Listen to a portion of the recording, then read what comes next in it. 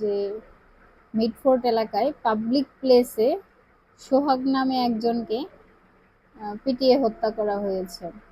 এখন পাবলিক প্লেসে একজন মানুষকে পিটিয়ে হত্যা করলো পাথর দিয়ে, পাবলিক প্লেসে মানে পাবলিক দেখলো।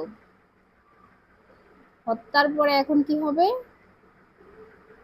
সোশ্যাল মিডিয়ায় ভাইরাল হবে, ভাইরাল হওয়ার পরে সবাই আমরা আবেগ দেখাবো, যে তীব্র প্রতিবাদ জানাই। কিন্তু আমার কথা হচ্ছে, যখন পাবলিক প্লেসে মারলো তখন এই পাবলিক কোথায় ছিল? পাবলিক প্লেসে একজন মানুষকে কিভাবে মেরে ফেলে তখন আমরা কোথায় থাকি? তারপর ফেসবুকে এসে আমরা সহ্য করতে পারি না, নিতে পারি না যে আসলে কিভাবে মারলো, এটা সহ্য করার মতো না, তীব্র প্রতিবাদ জানাই, নিন্দা জানাই, এগুলো আমরা ফেসবুকে এসে বলি।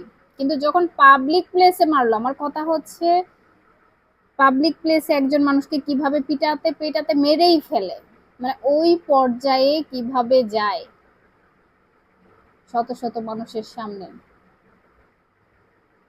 তার মানে আমরা হচ্ছে ফেসবুকে আবেগ দেখাতে পছন্দ করি, ফেসবুকে এসে বিচার চাই, কিন্তু যখন আমাদের সামনে ঘটনা ঘটে তখন আমরা শুধু দেখি যে আমার তো কিছু না, আমার ফ্যামিলির কেউ না, আমি শুধু শুধু ঝামেলা নিতে যাব না। যদি সেটাই মনে হয় যে উনি আমার ফ্যামিলির কেউ না, আমার আত্মীয় স্বজন কেউ না, তাহলে ফেসবুকে এসে আমাদের আবেগ দেখানোর কোনো অধিকার নেই। পাবলিকের ফেসবুকে এসে আবেগ দেখানোর কোনো অধিকার নেই। আর একটা বিষয় যেটা আমার মনে হচ্ছে, এটা আমার ব্যক্তিগত অপিনিয়ন, যারা খুনটা করলো তারা অপরাধী, অবশ্যই তারা অপরাধী, ক্রিমিনাল।